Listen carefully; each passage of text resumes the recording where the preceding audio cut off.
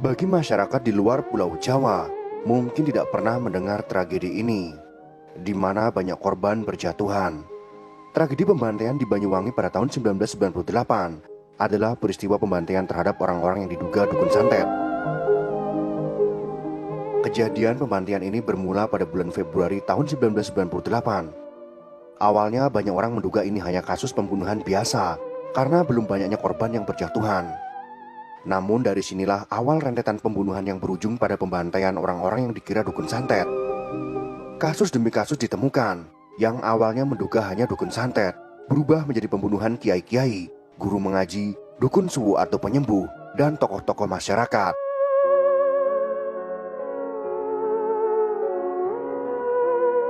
Pemerintah daerah Banyuwangi mulai secara serius menangani pembunuhan berantai ini.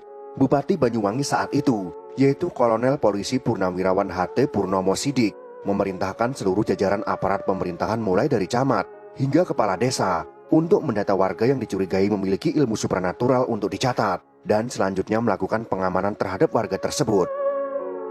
Radiogram ini kembali dikeluarkan pada bulan September sebagai penegasan radiogram sebelumnya. Namun tidak ada yang menduga bahwa radiogram ini membuat pembantaian semakin meluas dan semakin banyak korban yang berjatuhan. Radiogram yang berisi catatan orang yang diduga memiliki kekuatan supranatural dikabarkan bocor kepada orang-orang yang melakukan pembantaian.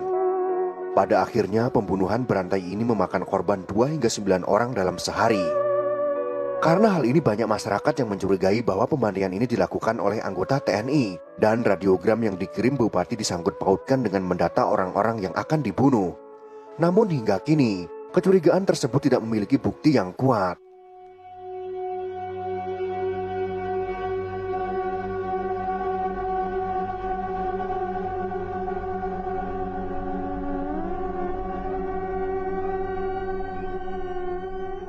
Pembantaian semakin mencekam dengan kemunculan oknum-oknum berpakaian hitam tertutup yang kemudian disebut dengan ninja. Ninja tersebut memakai pakaian serba hitam dan kedapatan memakai handy talkie dalam beroperasi.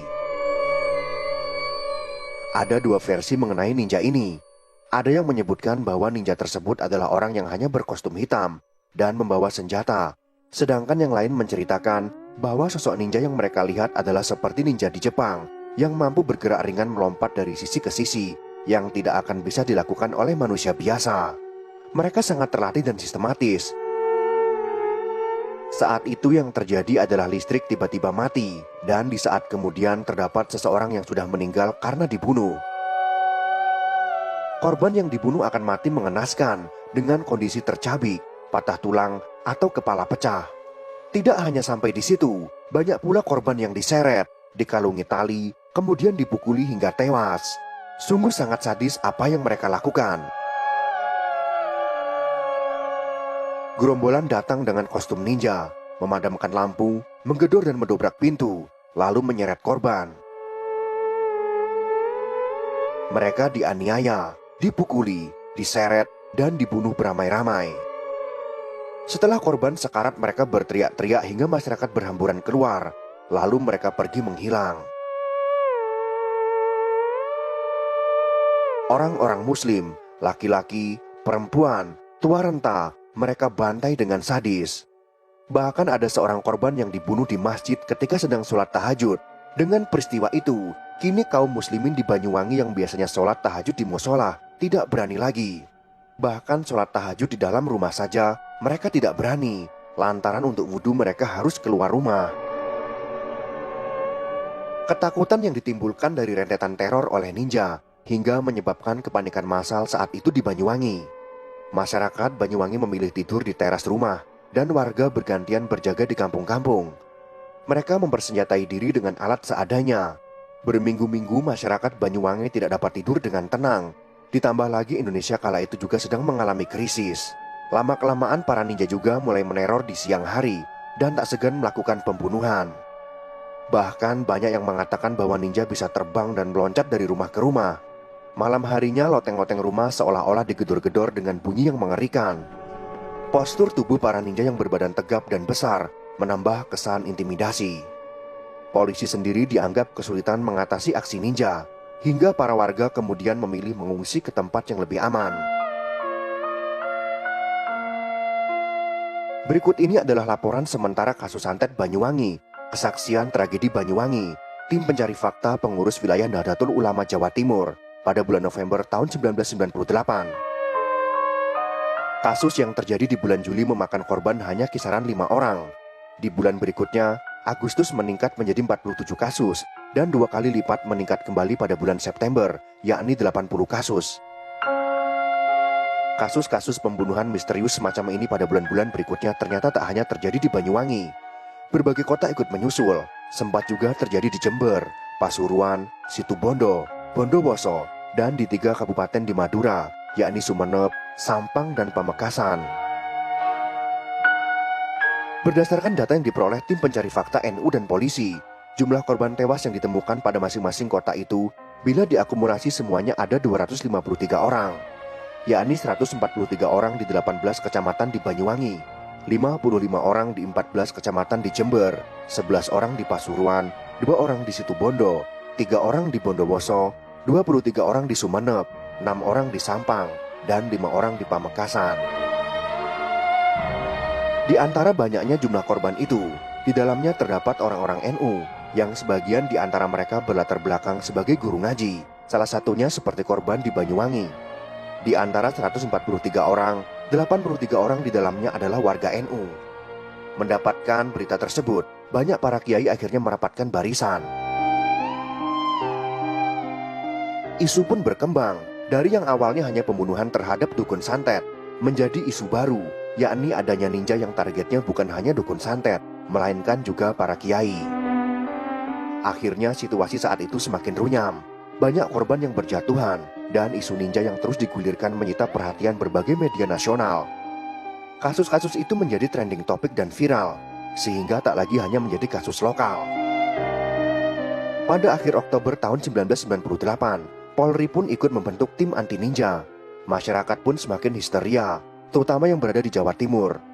Begitu takutnya dengan ninja, masyarakat Jawa Timur mencurigai setiap pendatang asing. Di Malang pada tanggal 24 Oktober, pernah terjadi kasus mengerikan, tepatnya di Kecamatan Godang Legi.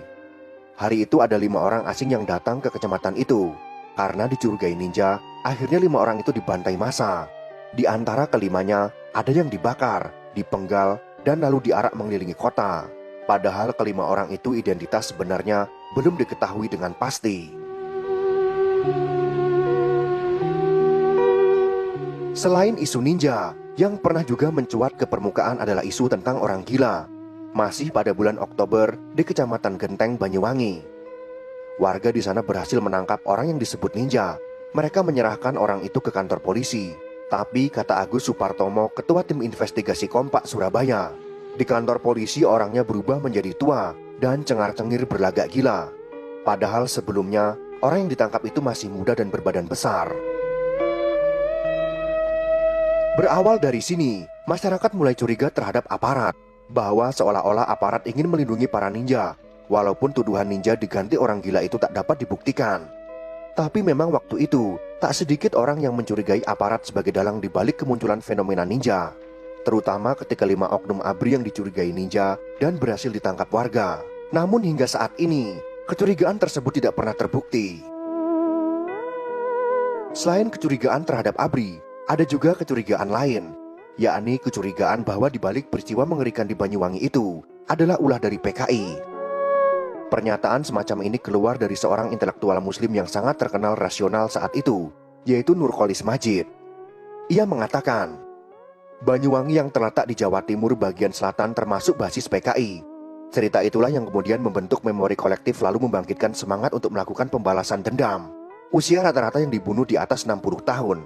Mungkin mereka sudah punya catatan tentang siapa yang harus dibalas. Gatra, gerakan politik membantai dukun santet, tanggal 17 Oktober tahun 1998. Kecurigaan seperti itu juga muncul dari Kiai Haji Ma'ruf Amin yang waktu itu sedang memegang jabatan Rais Syuriah PBNU. Beliau mengatakan, secara fisik mereka sudah hancur, tetapi secara ideologis mereka masih ada. Saiful Rahim, merah darah santet di Banyuwangi, tahun 1998. Namun soal kecurigaan terhadap PKI, Abdurrahman Wahid yang akrab dipanggil dengan Gus Dur, yang waktu itu sedang menjabat sebagai ketua PBNU, tidak sejalan dengan dugaan tersebut. Gus Dur tidak menganggap bahwa dalang dibalik peristiwa itu adalah PKI, melainkan Kabinet Reformasi. Menurutnya operasi itu dilakukan secara terorganisir dan sistematis, bahkan menyerupai operasi Naga Hijau. Surya, Gus Dur, ada menteri terlibat, tanggal 20 Oktober tahun 1998. Gus Dur mengatakan, buktinya tak hanya terjadi di Jawa Timur, tapi merembet ke Jawa Tengah dan bahkan Jawa Barat. Sasarannya pun jelas, meskipun mereka berdalih sasaran mereka adalah dukun santet, tapi kenyataannya yang menjadi sasaran adalah guru mengaji, kiai, dan sejenisnya. Saiful Rahim, Merah Darah Santet di Banyuwangi, tahun 1998. Setelah 24 tahun kasus ini berlalu, masih menjadi misteri siapa yang menjadi dalang pembantaian ini tak pernah terungkap. Komnas HAM sempat ingin membuka kembali kasus ini untuk mengurai peristiwa itu. Namun dari pihak-pihak lain menyarankan sebaiknya kasus ini ditutup saja. Mengingat karena kejadian ini, banyak warga yang menjadi korban salah tangkap.